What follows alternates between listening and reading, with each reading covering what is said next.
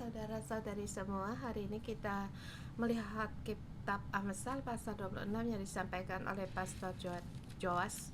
Kemarin Pastor Johnson menyampaikan di pasal 25, pasal 25, 26, 27 sampai 28 itu dalam jilid yang dalam satu jilid dalam temanya. Ini adalah Amsal yang dikumpulkan oleh pegawai-pegawai Hizkia. Hizkia adalah raja yang penting di Yehuda. Pada saat mereka mengumpulkan Amsal-Amsal ini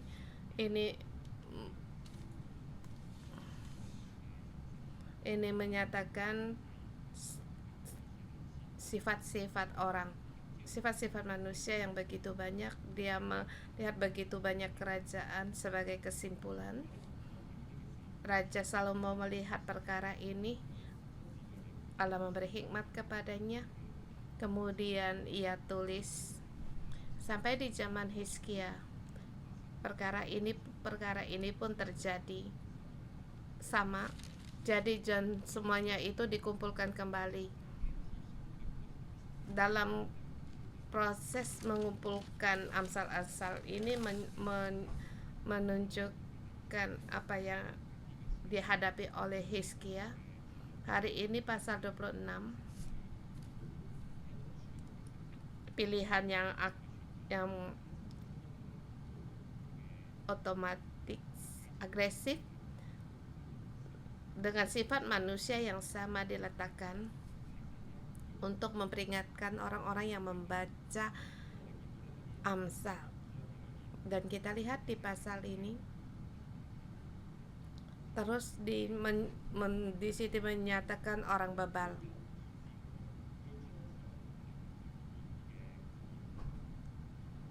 Seperti sama Hizkia di sini mengumpulkan, ia menyatakan bagi orang bebal itu diletakkan dalam satu, dikumpulkan atau ditempatkan dalam tempat yang sama seperti orang malas atau dalam ada pertikaian. Apa yang kita lihat rupanya di zaman yang berbeda, kebodohan, kemalasan, pertikaian terus terjadi. Kalau selalu terus-menerus mengingatkan kita bagaimana kita membaca kitab Amsal ini, apakah kita juga seperti yang dilihat oleh Raja Salomo dan Hizkia, dan kita pun hidup kita mempunyai sifat-sifat demikian, bagaimana menjadi orang berhikmat, bagaimana takut akan Allah. Kita membaca hari ini di kitab pasal 26 dengan tema hari ini, jangan mengira diri bijak. Orang yang bijak percaya pada Tuhan, atau jangan berkira sendiri berhikmat, sebab orang berhikmat itu percaya ada Allah. Ayat 1 sampai dengan 12.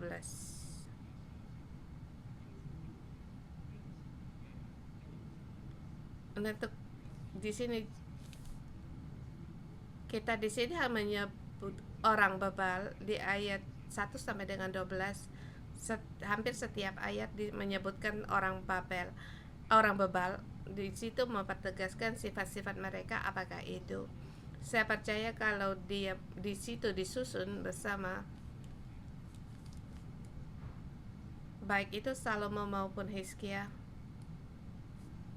mereka memandang langit dan bumi. Yang dilihat, yang dihitung, yang tidak bisa terhitung juga orang bebal, dan yang tidak bisa terhitung juga orang yang mengira dirinya bijak. Seperti dalam hidup kita ada dua kemungkinan. Pertama, kita sering-sering bersama dengan beraktivitas dengan orang bebal, atau juga kita salah satu di antara orang bebal. Jadi kita harus mengenal sifat-sifat dari orang bebal dan bagaimana kita di dalam hidup kita mengadakan aktivitas dengan mereka. Ayat pertama, seperti salju di musim panas dan hujan pada waktu panas, demikianlah kehormatan pun tidak layak bagi orang bebal. di sini tidak ada orang yang mengira di musim panas itu indah, pemandangan yang indah, tapi itu malah sebaliknya akan membuat orang tidak tenang. Demikian juga dengan waktu panen tidak ada pemandangan yang indah.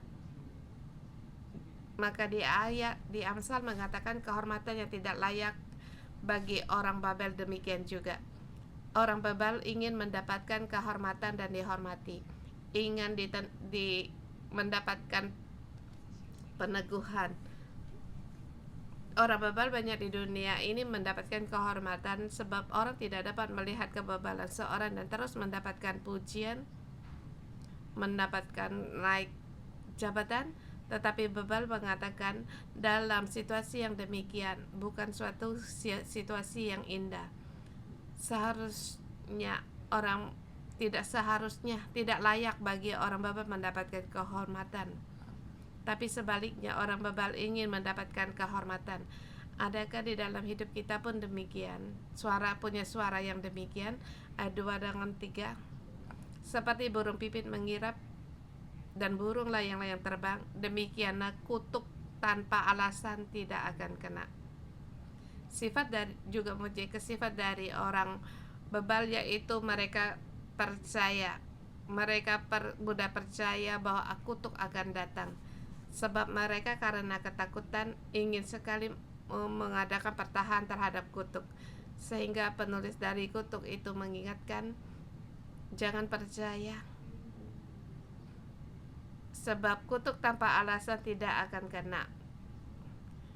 Di zaman Hizkia dan Salomo, kenyataannya orang karena ketakutan, karena takut kutuk, akhirnya mereka menyembah berhala dan mereka mencari ilah-ilah palsu untuk mendapatkan pertolongan. Jadi Amsal mengingatkan berhati-hati untuk jangan menjadi orang Babel dan menyebut orang Babel. Jangan takut akan kutuk yang tanpa alasan, harus percaya kepada ada Allah. Dan ini juga mengingatkan pada kepercayaan kita. Apakah kepercayaan kita juga seperti kepercayaan orang Babel? Seperti kita hari ini percaya Yesus, kita percaya pada Alkitab, tetapi ada perkaranya dalam tradisi kepercayaan juga ada di dalam kita. Ini juga adalah kebebalan. Salah satu contohnya di dalam kepercayaan hidup kita tidak selalu dalam suasana yang baik. Tapi menghadapi situasi yang tidak baik, apa reaksi kita yang pertama? Kamu akan melihat apakah ini karena kutuk, apakah ini karena jatuh dalam ketakutan. Kita percaya ada Allah, kita percaya dalam situasi pun Allah yang berkuasa. Itu adalah orang yang berhikmat. Jangan menjadi orang yang Babel yang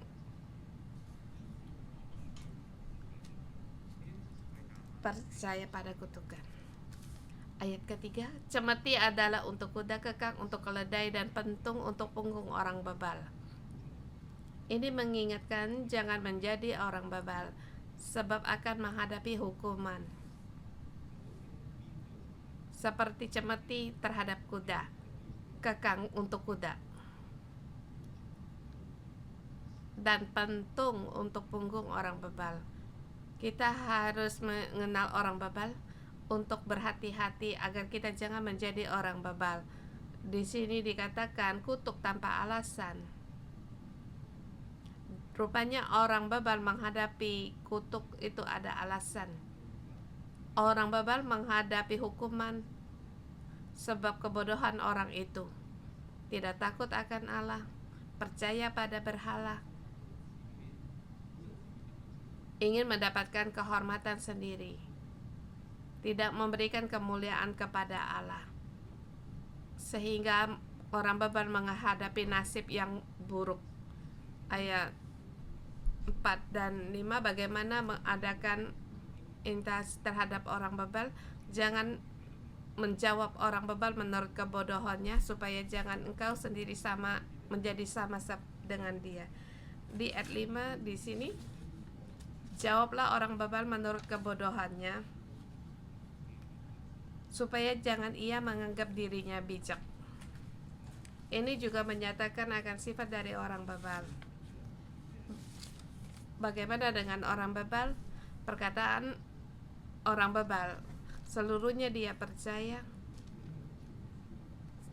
jadi tidak sulit untuk mengubah cara pikirnya. Dan bagaimana dengan kita? Pada saat orang bebal, orang bodoh, kita ingin untuk perkataan yang bodoh, yang bebal ini kita perbaiki atau kita belokkan agar diluruskan, baik kita menjadi orang tua. Kalau kamu mendengar anakmu berkata yang tidak berhikmat, kamu akan segera untuk memperbaiki di dalam pengembalaan. Lebih lagi kita punya sifat yang tergesa-gesa ini. Bahkan di dalam menginjilkan, banyak sekali saudara-saudari juga mempunyai sifat yang tergesa-gesa ini, ingin segera mendengar kata yang bukan yang tidak berkenan bagi Allah, atau yang bebal ingin kita benarkan kembali. Jadi di sini mengingatkan, jangan menjawab orang bebal menurut kebodohannya, supaya jangan engkau sendiri menjadi sama dengan dia. Jadi kita satu persatu masuk dalam siklus, ingin menggunakan kebebasan untuk memperbaiki kebodohan orang, sesungguhnya menyia-nyiakan banyak waktu, menyia-nyiakan banyak juga tenaga, tetapi tujuannya tidak kita tercapai. Bahkan kita akan menjadi salah satu bagian dari orang bebal. Demikian juga waktu kita pertama percaya Tuhan, Ika ingin mendebat bahwa Allah itu benar. Saya ingat waktu saya sekolah di universitas menghadapi tim para pembela, saya ingin menggunakan Alkitab, berdebat dengan mereka agar mereka percaya. Tapi dalam 2 jam kemudian sendiri pun merasa lelah, bahkan otak pun seperti sudah berkusat. Adakah perkataan kita menjadikan orang pada berubah? Sesungguhnya orang bebal dengan orang bersama dengan orang bebal itu adalah sama. Jadi di ayat kelima dikatakan, jawablah orang bebal menurut kebodohannya, supaya jangan ia menganggap dirinya bijak. Yang kita masuk dalam situasi yang berbeda, tetapi ada kalanya kita menurut kebebalan orang untuk menjawab. Seperti pengembalaan kita, ada kalanya kita pun harus berpikir, terlebih lagi menolong pihak yang kita gembalakan. Sebab orang yang bebal tidak tahu kalau dirinya bebal. Saudara semua, itu adalah menyatakan kita sendiri, sebab kita tidak akan menyatakan kebebalan ini terhadap orang lain. Ini sebagai pemikiran bagi kita dari pihak yang lain. Kalau saat terjadi pada dirimu, kamu tidak merasakan kalau sendiri pun bebal, tetapi waktu kamu berbalik untuk melihat dan mendengar kata-kata yang telah kamu ucapkan, kamu menggunakan waktu untuk melihat kelemahan hidup sendiri, maka kita akan sadar kembali. Ini pengembalaan, dan kita pun harus demikian mengembalakan, bukan memaksa dengan mengubah kebebalan orang, tetapi kita harus mengubah cara pikir anggota sel kita, dan lebih lagi kita harus mengerti dan kita pun harus mendengar agar jangan sendiri menganggap diri sendiri bijak. Ayat 6 dan 7. Dan terus dikatakan bahwa orang bebal yang ia bawa yaitu kecelakaan. Siapa yang mengirim pesan dengan perantaran orang bebal mematahkan kakinya sendiri dan meminum kecelakaan. Mengirim pesan, kalau kita perintah ini kita berikan perantaran pada orang bebal, ini sama sebenarnya mematahkan kakinya sendiri.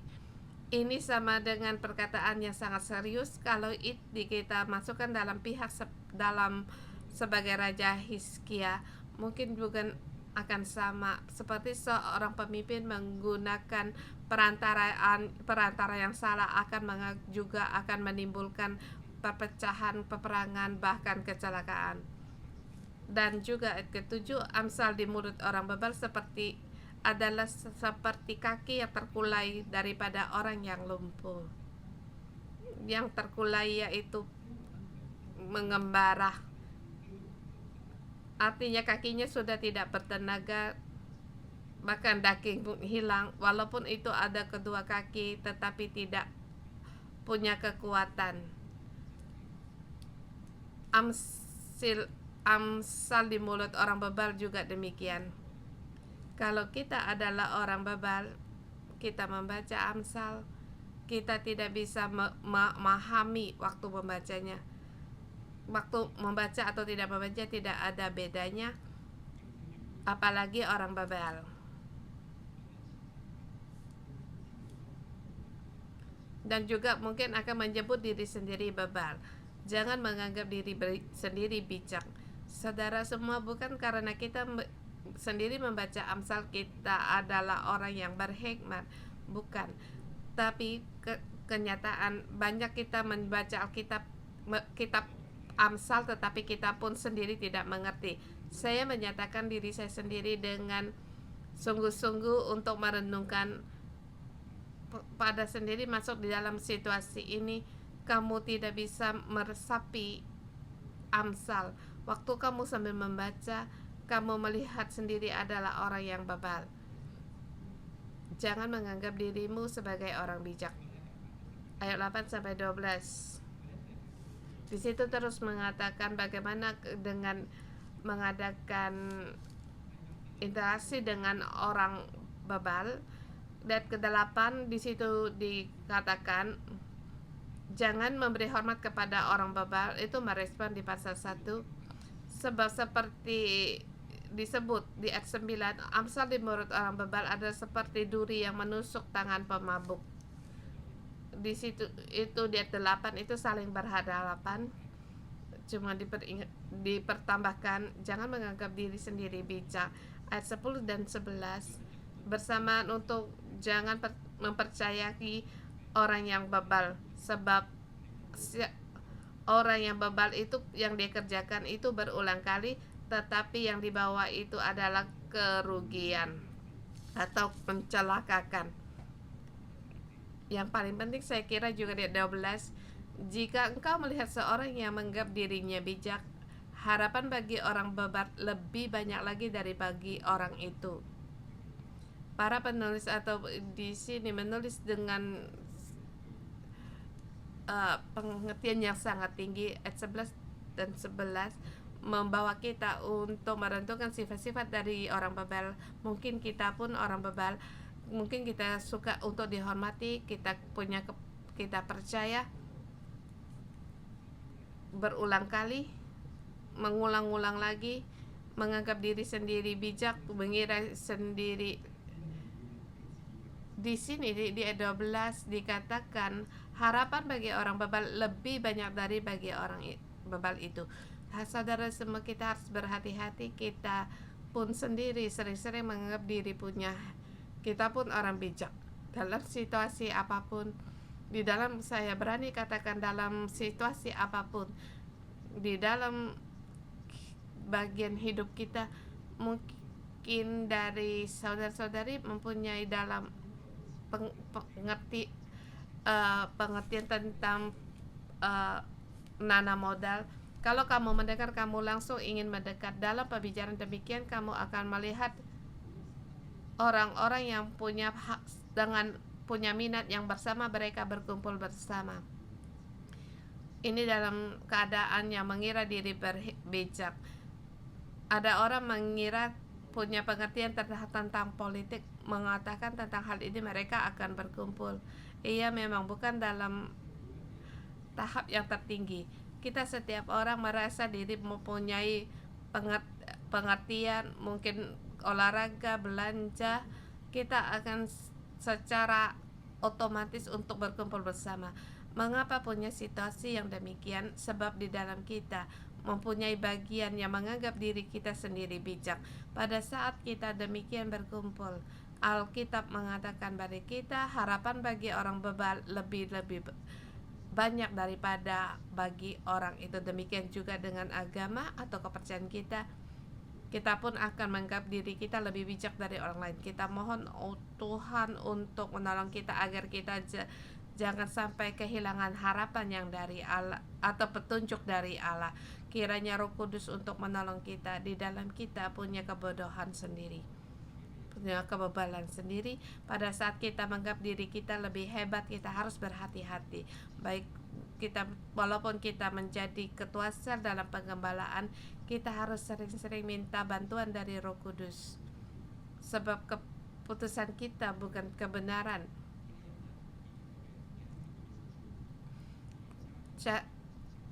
Dan aktif kita terhadap keluarga atau orang lain, pada saat kita mengira lebih berhikmat dari orang lain, kita minta Roh Kudus untuk menerangi kita.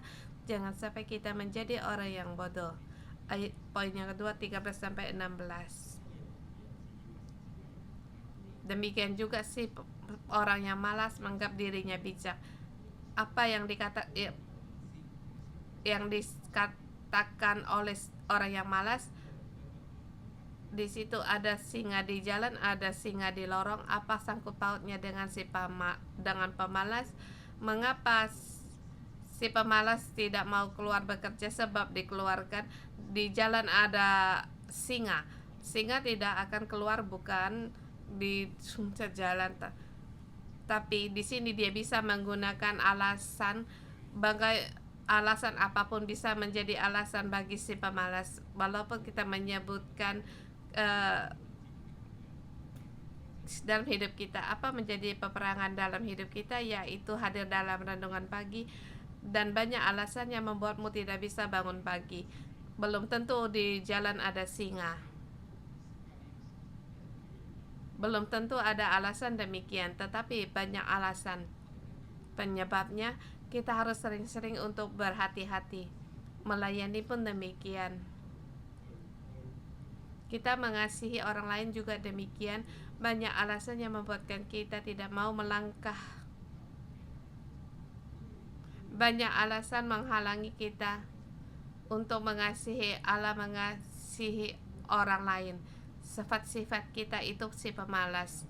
Dan saya pun mengenal akan hidup saya sendiri sejak dari penebusan dosa. Alas bantuan istri saya, orang yang tidak menganggap ditolong itu hal yang meresahkan. Jadi saya tidak bersedia untuk dibantu. Dan menghadapi staf gereja mempunyai agak ketegangan, atau situasi seorang saudara menyakiti istrinya. Sifat manusia itu bagaimana dengan dilewati saja. Apa yang dimaksud? Kita pun punya arah yang demikian, pengaruh yang demikian. Kita bisa menghindar hal-hal untuk yang kita beres harus diselesaikan. Kita takut disusahkan. Kita pun punya sifat seperti si pemalas. Dan juga si pemalas seperti pintu berputar pada engselnya.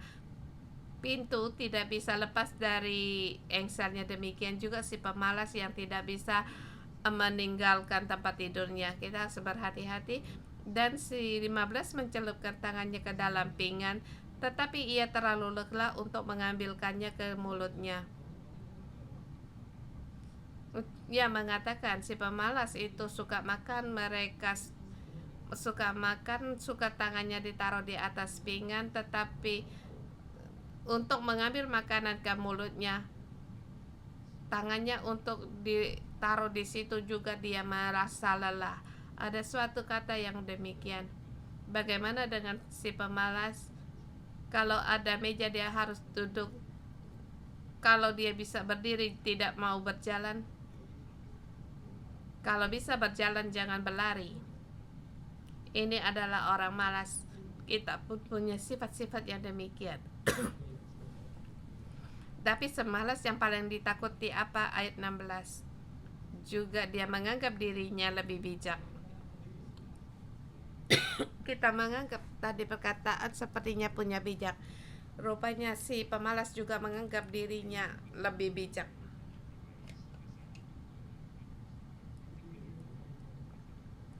Saudara semua, Amsal mengingatkan kita, ya kita semua di sini mendengar renungan pagi.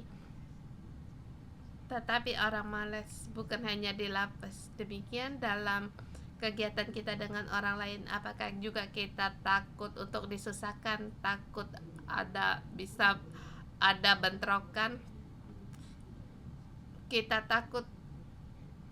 adakah kita takut karena untuk menolong orang lain kita dirugikan?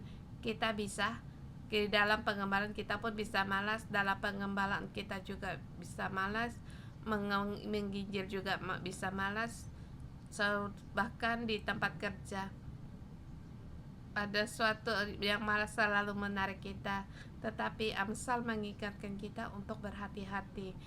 Jangan menganggap malas itu berhikmat, tetapi ingatkanlah diri sendiri untuk menjadi orang yang bijak, bukan menjadi orang yang menganggap dirinya lebih bijak. Ayat 17 seterusnya. Ayat 17, untuk menghentikan pertengkaran itu orang yang berhikmat. Ayat 17, orang yang ikut campur dalam pertengkarannya orang lain adalah seperti orang yang menangkap telinga anjing yang berlalu. Sederhana katakan, ini orang cuma mengurusi urusan orang lain, bukan dan tidak ada urusannya dengan kamu. Tadi kita katakan saudara-saudari itu juga ada hubungan dengan kita sebab kita keluarga besar. Tetapi ini mungkin yang disebut di sini, mungkin di jalan kita tahu akan pertengkaran orang lain, kamu lihat pertengkaran orang lain, kita ada kalanya juga punya sifat bukan urusanmu, tetapi kita ingin ikut masuk, ikut serta, seperti orang yang menangkap telinga anjing yang berlalu, pasti akan digigit. Kita pun harus berhati-hati. Amarah orang, apakah juga akan menjadi amarahmu? Terlebih lagi atau kata-kata atau berita-berita. Waktu kamu mendengar ini tidak benar, tidak adil, padahal itu bukan terjadi padamu, tetapi waktu kamu mendengar amarah ini, hal yang tidak benar, tidak adil ini, kemarahan orang itu menjadi kebenaranmu sendiri. Saudara semua, kita harus berhati-hati sebab kita tidak tahu apa yang terjadi semuanya, tetapi karena sifat alami kita akan mudah masuk di dalam pusaran ini dan ikut dalam pertengkaran. Ayat 18, seperti orang gila menembak panah api pada orang.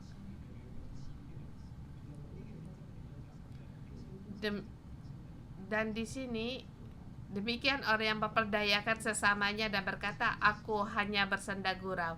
Ini yang dimaksud dengan membuli orang lain. Yang dia berkata, aku hanya bersenda gurau.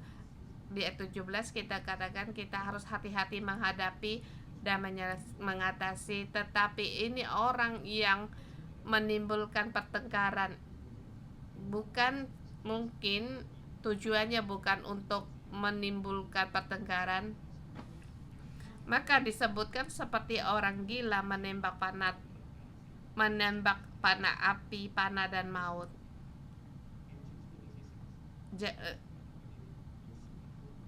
Jangan menggunakan kata-kata untuk menimbulkan pertengkaran. Tapi ada kalanya untuk bersenda gurau kita akan lebih membesar-besarkan, kita akan bersenda gurau dan berkata-kata yang salah. Saudara semua, menghentikan pertengkaran itu yang berhikmat. Jangan karena kata-kata menyebabkan pertengkaran. 20-21, dikatakan bila kayu habis padamlah api, bila fitnah tidak ada redalah pertengkaran. Makanya apakah kita seperti arang untuk bara untuk menyala dan kayu untuk api? Demikian juga waktu bekerja, sewaktu sekolah, saya juga menemukan ada orang di situ, ada banyak gosip, terlebih lagi banyak tempat yang banyak gosip. Sebab mengapa? Seperti dikatakan, pertengkaran itu akan terjadi, tetapi yang hadir di dalam pertengkaran orang-orang itu, apakah perkataan kita untuk meredakan pertengkaran, atau kita seperti kayu untuk api, atau menambahkan bara untuk menyala?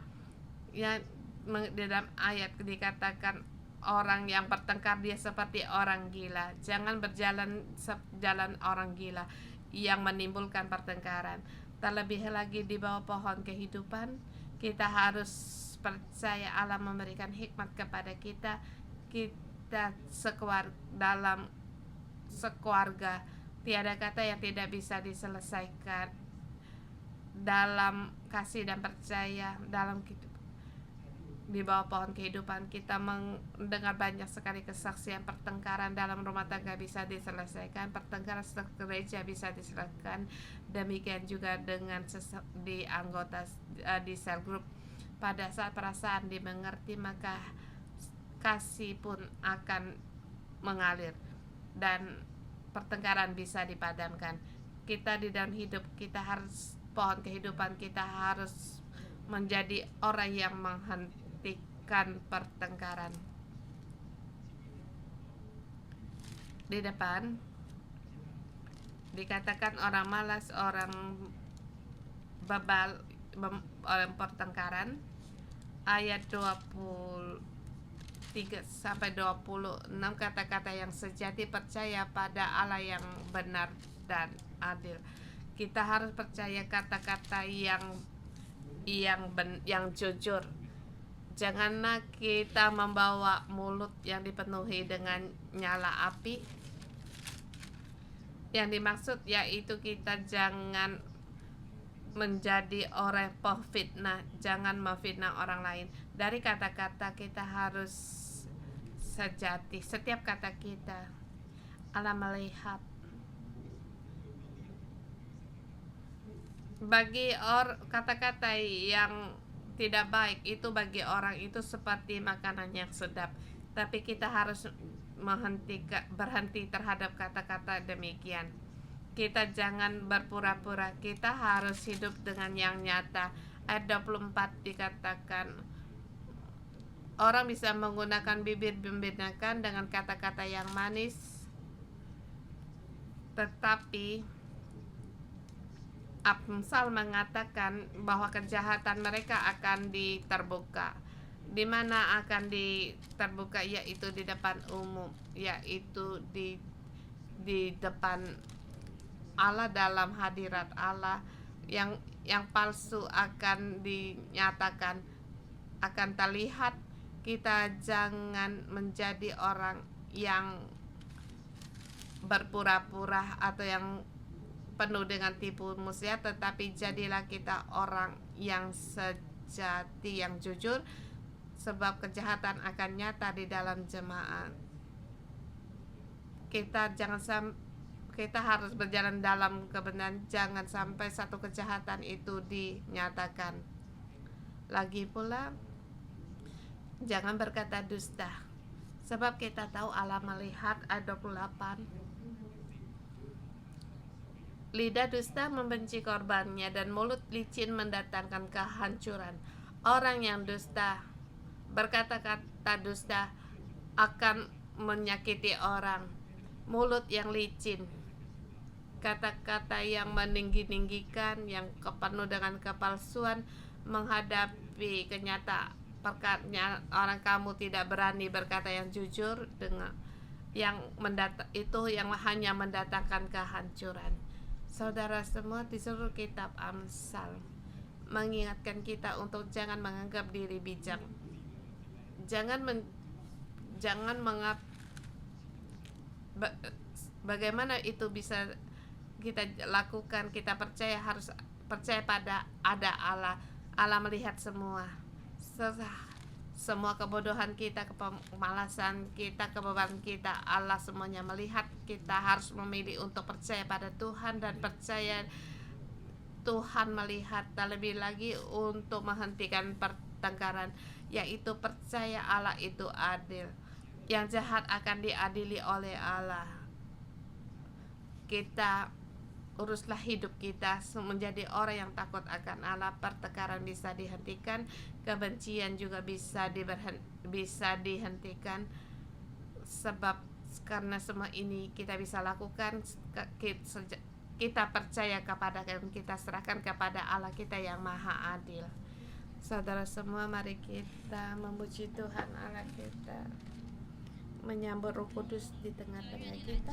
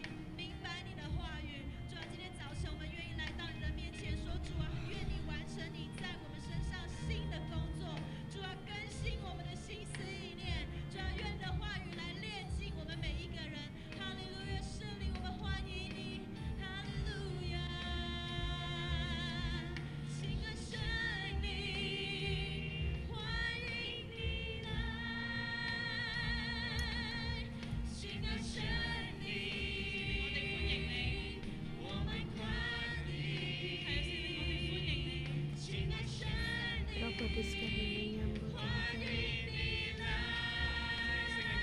聖靈，我哋歡迎你，喺今天早上我哋歡迎你。 Roh Kudus kami menyambut Engkau. 聖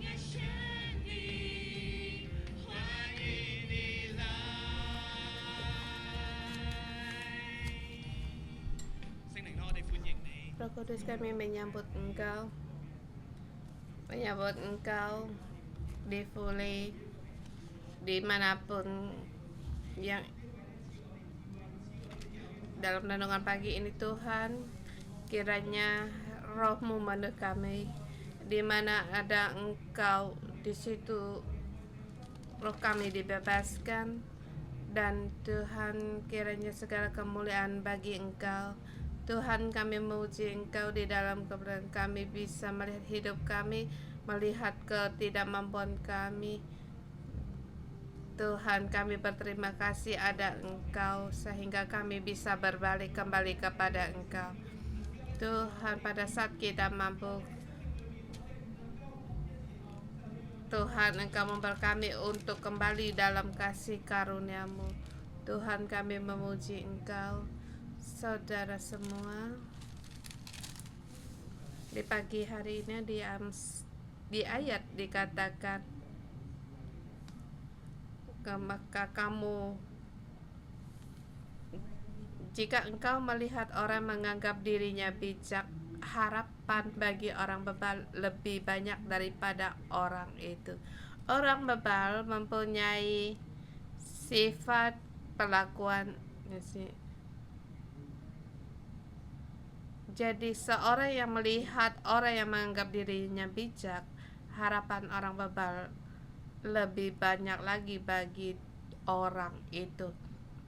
Saudara semua, adakah kita menganggap diri kita bijak sehingga kita kehilangan harapan? Kita mohon Roh Kudus untuk menerang kita agar kita bisa melihat hati kita. Tuhan, di dalam situasi yang demikian menganggap diri kami banyak sebagai orang tua, sebagai ketua sel, kami menganggap diri kami bijak.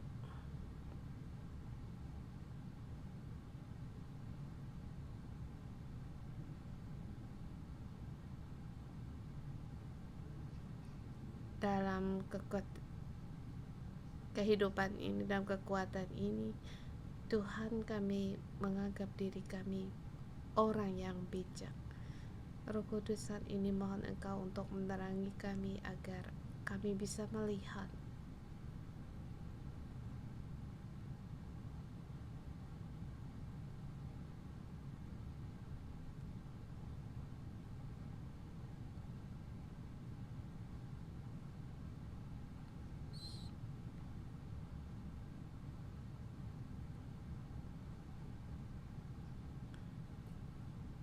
ya Tuhan, di dalam terang-Mu kiranya kami bisa kembali kepada Engkau untuk bertobat.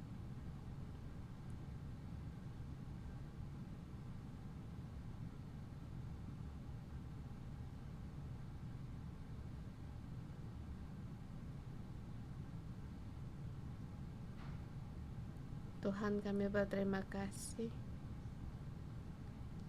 Di dalam terang-Mu kami bisa melihat kekurangan di dalam hidup kami. Kami menganggap diri kami benar, menganggap diri kami bijak. Tetapi Tuhan, di hari kasih karunia-Mu kami mendapatkan harapan dari Engkau. Tuhan, kami berterima kasih. Saudara semua, mari kita merenungkan yang kamu lihat, kamu tahu. Kita saling berdoa. Kita berdoa dari apa yang kamu terangkan oleh Roh Kudus. Kita datang di hadap kasih tata kasih karunia Tuhan. Kita kembali mendapatkan petunjuk dan harapan. Terlebih lagi kita mengaku kesalahan kita.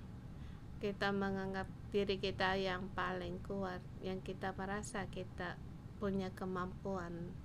Mari kita berdoa.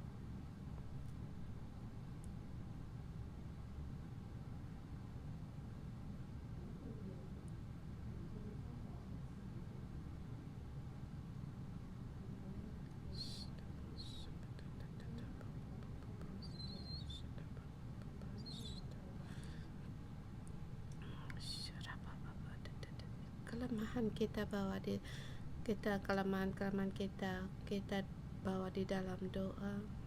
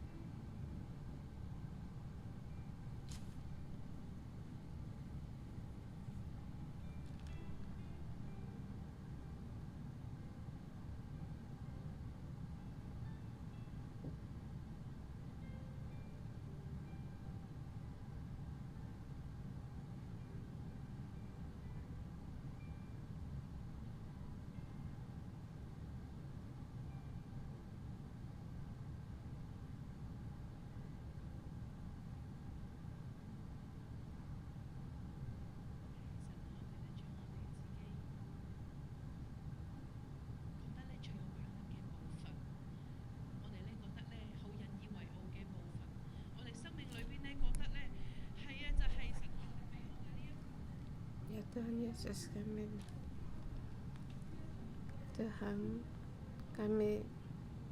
sering menganggap diri kami bijak, seperti Engkau berikan talenta di dalam hidup kami.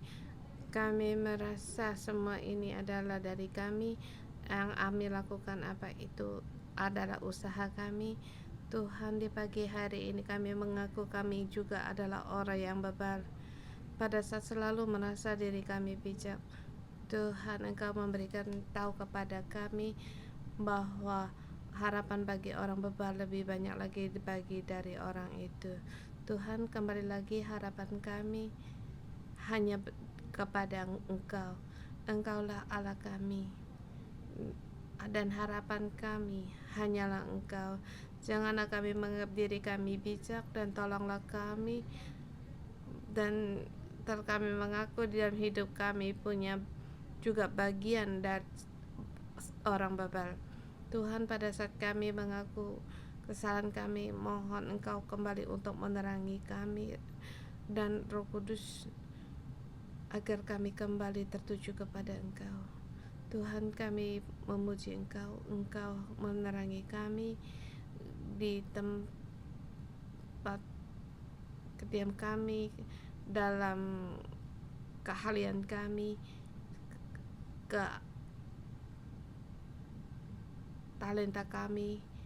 Kami kadangkala tidak mau mendengar pendapat orang lain, malah kami ingin mengajar, bahkan melawan pihak lain. Tuhan, beri kami hati yang rendah hati, roh yang rendah hati, roh hikmat kepada kami, agar kami semua orang bisa kembali taat. Punya kami telinga mau mendengar dan hati yang lemah lembut, sehingga kami bisa menerima dan mendengar. Tuhan, kami berterima kasih, dalam nama Tuhan Yesus berdoa, amin. Puji Tuhan, hari ini di Amsal ini di ayat 13-16 dikatakan, berkatalah si pemalas, ada singa di jalan, ada singa di lorong, seperti pintu berputar pada engselnya, demikianlah si pemalas di tempat tidurnya. Si pemalas mencelupkan tangannya ke dalam pinggan, tetapi ia terlalu lelah untuk mengambilnya ke mulutnya.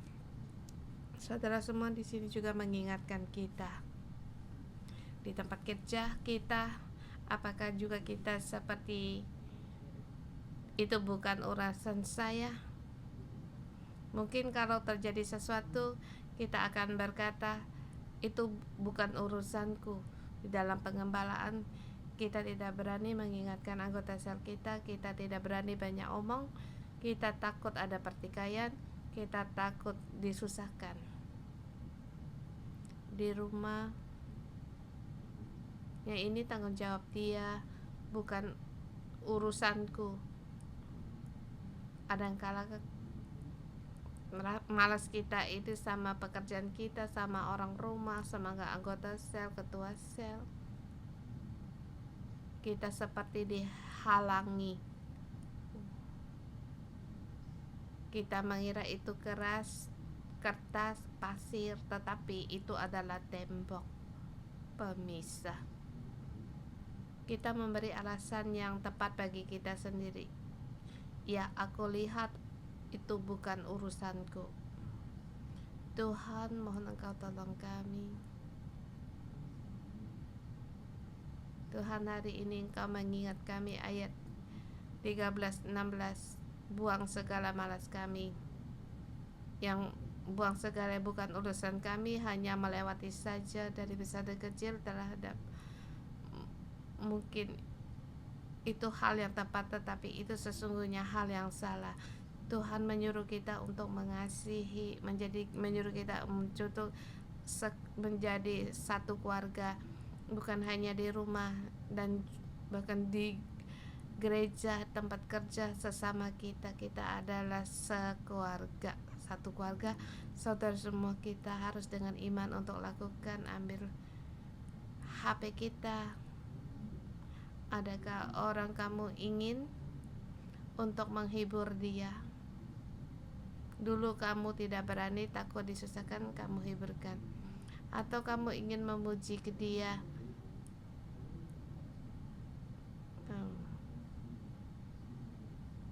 Mungkin banyak orang memuji dia, kita tidak mau ikut.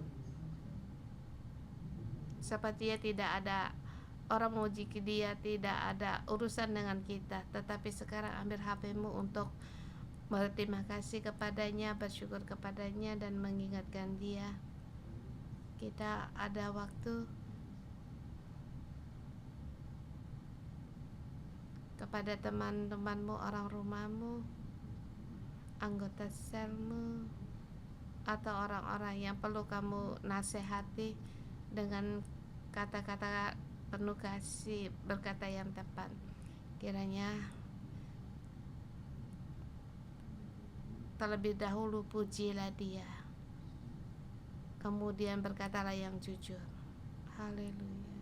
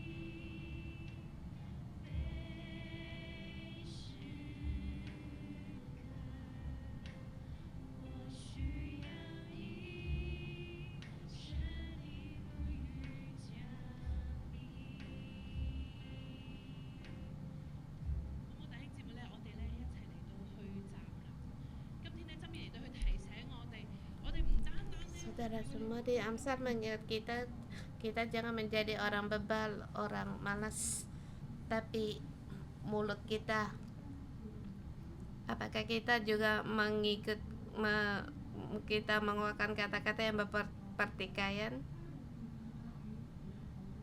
atau kata-kata yang membina hubungan?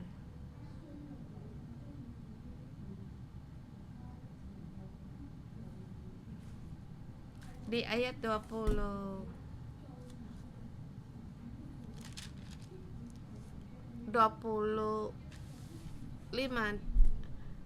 di 24 dikatakan, si pembenci berpura-pura dengan bibirnya, tetapi dalam hatinya terkandung tipu daya. Kalau ia ramah, janganlah percaya kepadanya, karena tujuh kekejian ada dalam hatinya. Ayat 26, walaupun kebencian diselubungi tipu daya, kejahatannya akan nyata pada jemaat. Saudara semua, kita merenungkan berapa banyak perkataan yang bisa menimbulkan pertikaian. Kita mohon Tuhan untuk menolong kita. Kita berdoa untuk mulut kita, untuk bibir kita berdoa, sebab bibir kita sambil berkata pujian atau satu berkata-kata yang jahat. Apa yang kamu ucap itu yang menyatakan dalam hatimu, apakah itu air yang manis atau yang pahit, kata yang baik atau kata yang jahat. Mohon Tuhan untuk menolong kita.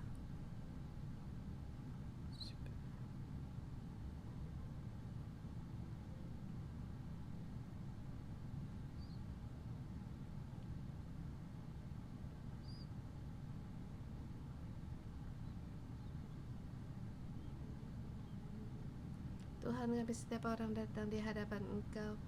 Dengan tangan kami menjamah mulut bibir kami. Roh Kudus, Engkau sendiri menolong kami, bibir kami persembahkan untuk Engkau.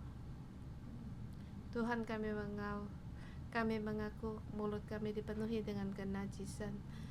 Tuhan, kiranya Engkau dengan bara api-Mu untuk menyucikan kami, sucikan bibir dan bibir kami. Tuhan, kami perlu akan Engkau, dan di pagi hari ini Tuhan, kami persembahkan mulut kami kepada Engkau, dikuduskan untuk dipersembahkan bagi Engkau. Dan Tuhan, kiranya Engkau berikan kata-kata yang jujur, yang setia di dalam bibir kami, dan kata-kata yang sejati dari Tuhan. Tuhan, kami perlu Engkau.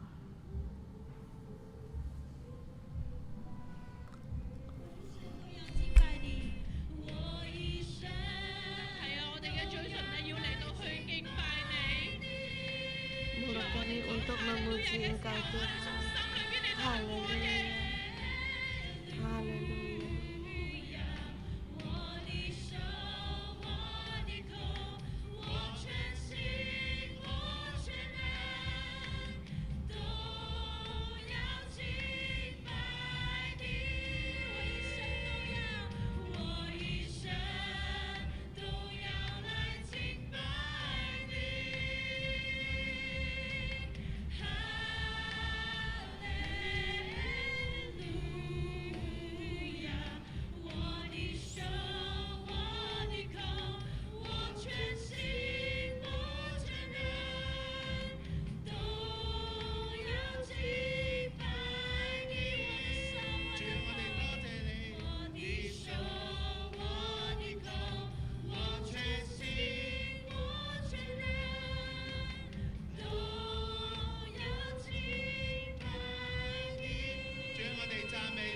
Tuhan, kami memuji Engkau.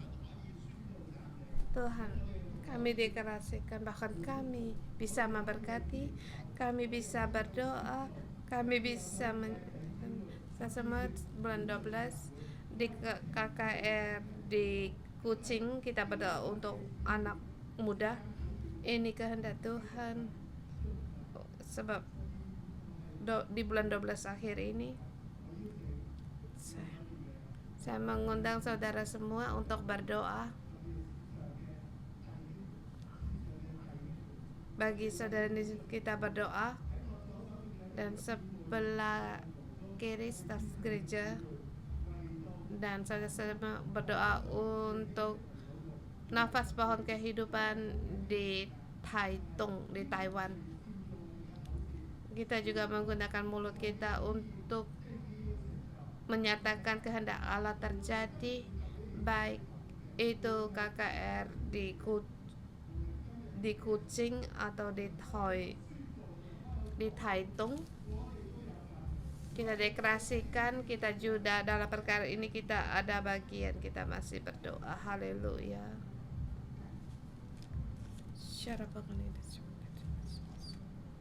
Tuhan Yesus, kami nyatakan bahwa di semua KKR di Thailand, di Taitung, Tuhan Engkau memuji semoga dan semua besar dan juga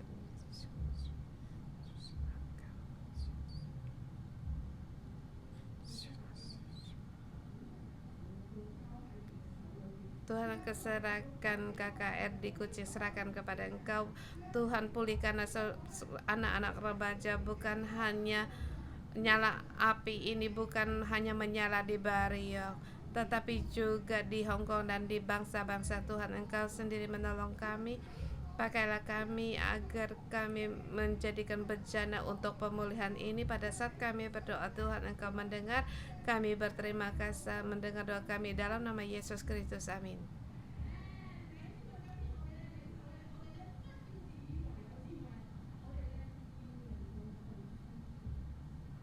Saudara semua, jangan kita menghadapi bijak, kita terima berkat. Tuhan Yesus, pada saat kami memuji Engkau, pada saat kami berdiri di hadapan tatamu, kami membuat segala kebebalan, kemalasan dan pertengkaran kami. Tuhan, mulut kami, bibir kami, seluruhnya kami serahkan kepada Engkau dan persembahkan bagi Engkau. Jangan, kami tidak mau menganggap diri kami bijak. Tuhan, kami percaya Engkau ada dan Engkaulah Allah dalam hidup kami. Tuhan, kami memuji Engkau, segala hubungan Tuhan Engkau sendiri memberkati, dan juga kami perlu akan Engkau untuk memberi kekuatan bagi kami. Di dalam nama Tuhan Yesus berdoa, amin.